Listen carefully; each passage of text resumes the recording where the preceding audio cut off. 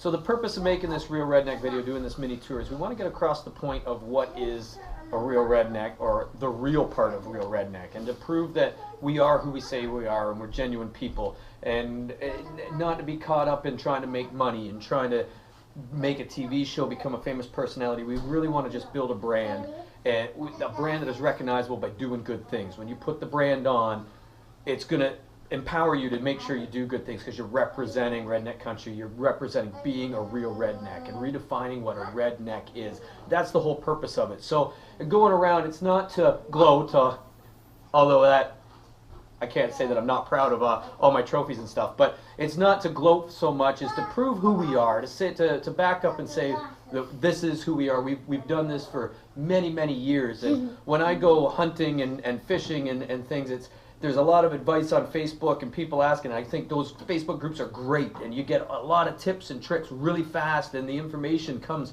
so quick that I didn't have that when I was coming up hunting. It was going out, and I think there's still value in those people that aren't on Facebook in becoming real rednecks and redneck country, and sharing and introducing people to the outdoors. And I remember most of my experiences and tips and tricks and the way that I've shot animals and been successful fishermen and stuff is because when I go out, I sit and have lunch with the old timers, such as my father. Sorry, Dad. But sit down and you hear all the hunting stories and all of his buddies talking about, remember this time and remember that time. So when you're in that tree stand, now all of a sudden you're going, you know, should I move? I'm not really having success here. I'm not thinking this is great. And well, wait a minute. I remember that one time that buck just showed up out of nowhere. And it came up, and Dad was telling me this story or that, and so it urges you not to move, and you use those stories as your tips and your tricks, and you start to, now you've built your own hunting strategy based on all the different stories you've heard, and I think there's great value in that. And so that's why we're coming, and I want to show you that we are who we say we are, and that it's not just, you know, we decided to do this one day, and we're going to become hunters, and we're going to become famous, and go forward with that. So that's the whole purpose. I'll walk around and show you what we got, what I've got, and what I've done in the history, and we'll get over and hopefully show some of the other real rednecks stuff to back up who they say they are, and have a little introduction to each person so you get to know it. And hopefully you join, become a real redneck. We'll be able to get you and do a little video of you and pump you up and show who you truly are, so that we can build this community and get this steam rolling. All right, thank you. I hope you enjoy this quick little tour. Okay, I try to mount the first animal of everything I shoot, and so I got that memory. You know, I'm with my dad, I'm with my buddy, or something when I shoot it. And now, whenever I see that, it brings back that first hunt, because that's always the most exciting, when you've first taken that first animal of that species or that type of hunt, upland game bird or a goose or a duck or anything like that. So I try to do that. So this here is my first rough grouse that I ever got. I was with my dad way out in a bush, and not too far from where we live, but grouse population where we're from is really limited now, so we would take turns every year. We'd go hunting, and we got a little piece of property that we know there's a couple grouse in every year, that we see them from time to time, and we don't want to ruin that population, so we take turns. We get one grouse a year, and so one year's my turn, the next year's Dad's. So this was the first grouse that I ever shot, and we were fortunate enough that the next year we went back and Dad got another one, and we kind of do it every year, and that way we're trying to keep manage that population, and hopefully we can get that coming back. Over here we got the next bit. These are my first two wood ducks.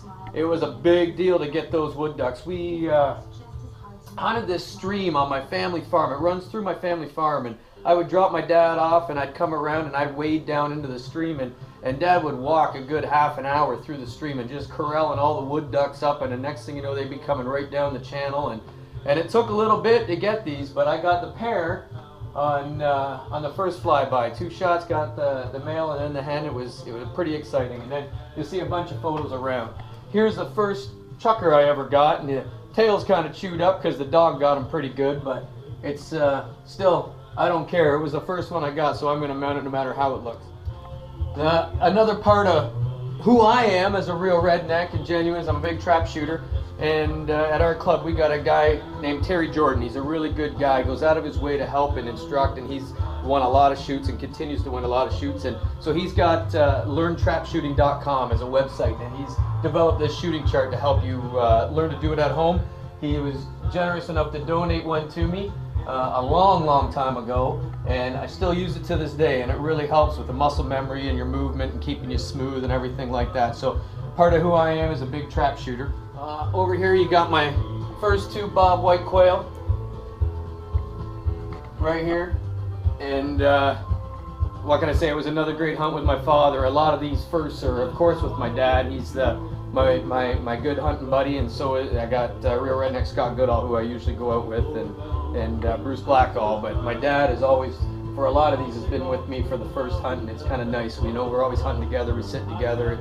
That's what we're all about, as a family and friends. There's a couple more turkeys that I shot. We try to mount a lot of turkeys that we like to shoot. I like to see them hanging around, and it's one thing that the wife doesn't mind, hanging on the walls.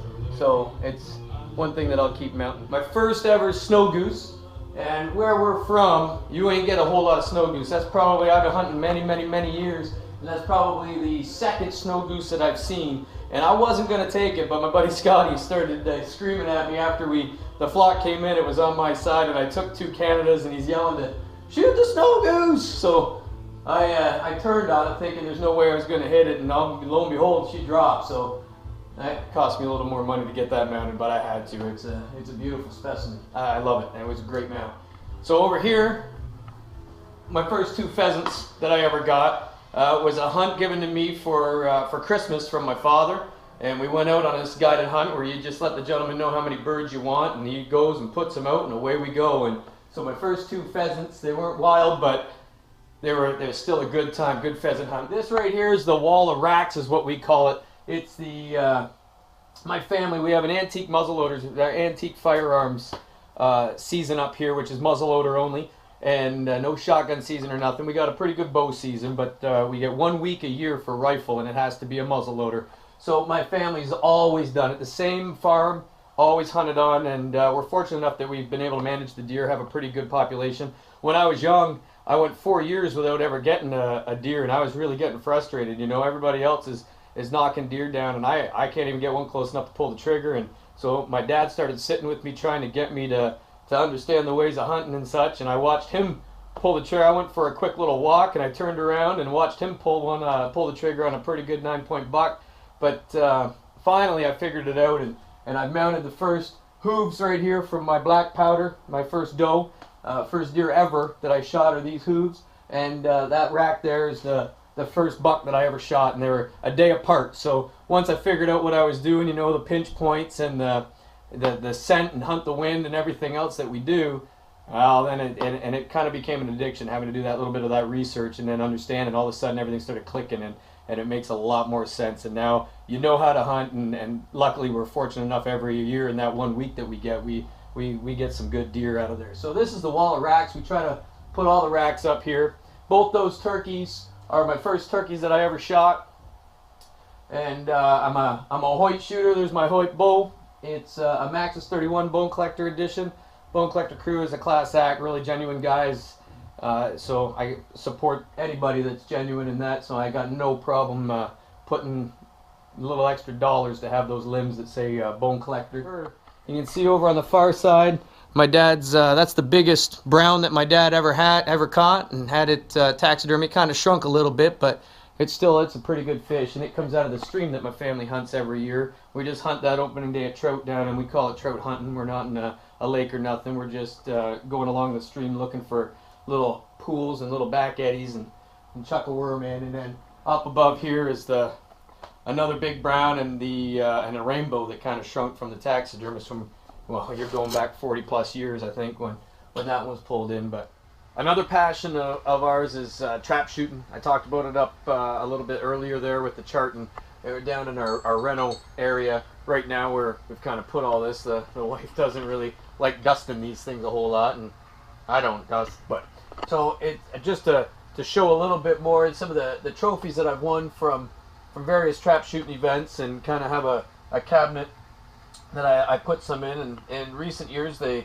quit giving trophies and stuff. You get more of a jacket or something useful, pair of binoculars and stuff like that, which kind of helps in out in your outdoor lifestyle. So, but I just wanted to show this to kind of back up, you know, a big thing that we do is trap shooting. We have a big trap shooting clinic that we put on to introduce folks to trap shooting and get them a little more into the use of proper shotgun technique and developing good habits on bringing a gun up, so it just becomes second nature. And so this is kind of where we get the roots from. In that I worked at the gun club from when I was 8 years old and until I started and went out and got an actual job at the age of 15 when I was legally allowed to work, and so I carried on out at the gun club for many years. And so it's a great love, and hopefully anybody that's coming out to the trap shooting clinic, we're going to have a great time, and can't wait. It's coming up in another month or so, and we're going to do a lot more. So hopefully everybody can come on out and join us at a gun club, and we'll have some events going on all across the country and North America. So one important factor of being a real redneck is like I said, it's that genuine thing. But the other is we've got some hats floating around. We got some logos that say "Can't Never Could," and that means if you want to do it, if you don't ever try, you're never going to be able to do it. And so always try. So if you want to do it, do it. What are you waiting for? Life is too short. And so with that said, there was some years ago that I've always watched bull riding on TV and been a big rodeo nut and everything else. And so I thought, sitting down one day, you know what? I'm going to do it. Why am I not? And so that's why I say I see all these people, and you know they talk about hunting and they want to be a hunter, and you see their Facebook and you see like they're always saying, oh, deer season's coming up, but they don't do it still. There's no pictures of animals or them getting out hunting and stuff, and they constantly want. And I'm not putting those people down. What I'm saying is quit talking about it. Do it. You can do it. Contact us. We'll get you in touch with who you need to get in touch with in your area. We'll maybe even line up maybe some hunts for you if we know some folks in that area that can help introduce you, take you out, get you to a gun club, teach you how to shoot a little bit better, or work out some issues that you got going on with your shooting, or whatever you have, and really get going. So with that said, the last thing that I'll show you is, hopefully you can see it here, it's my bull riding gear.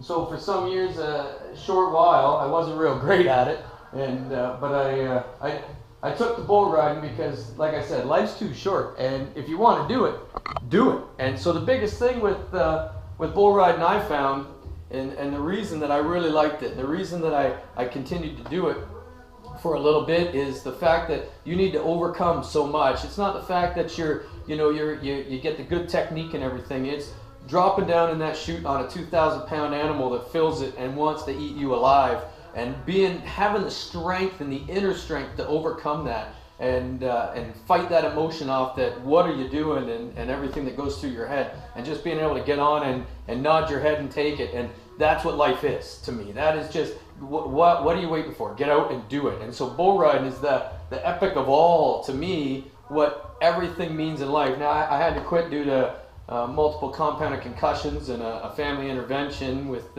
my kids got involved and stuff like that. You can see I talk a little crooked from breaking my jaw, but broken back, ankle, cracked ribs, wrist, arm, jaw in just a short period of time. But you know what?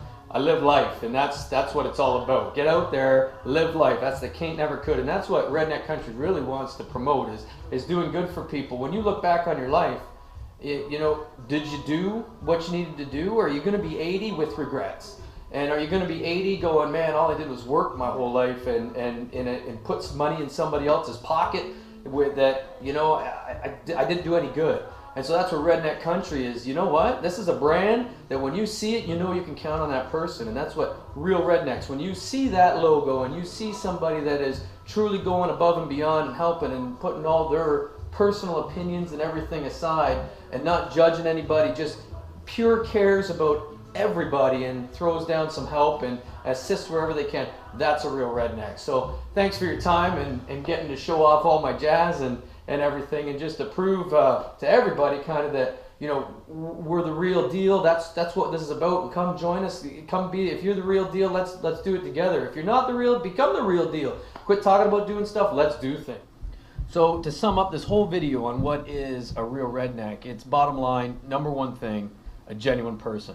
You don't need to hunt and fish and shoot and all that. It's just that's the majority of us that have got together to start building this community, is what we do. It's what we know. So it's how we're getting this, trying to get this word out there. But really, it's being a genuine person, being who you say you are. Don't tell somebody what they want to hear to make them feel good. You be true to who you are, and as long as that means that you're out there helping other people, and put your own personal stuff aside and embrace that, bringing old school country morals and values to modern day, that we need you. We really do. We want to build this community up. We want to make the brand recognizable. When you're driving down the road and you see it, you know you can count on that person. You see somebody walking, you know you can count on that person. And the way I use it, when I'm wearing it, I want to make sure that I'm holding that door for somebody because I'm representing that brand, and it's a responsibility. And that's really the whole thing comes down to. That's what it is. We're real people. We are who we are. We are who we say we are, and we're going to do what we say we're going to do. And if you can get behind that, please come give us a hand, help us out,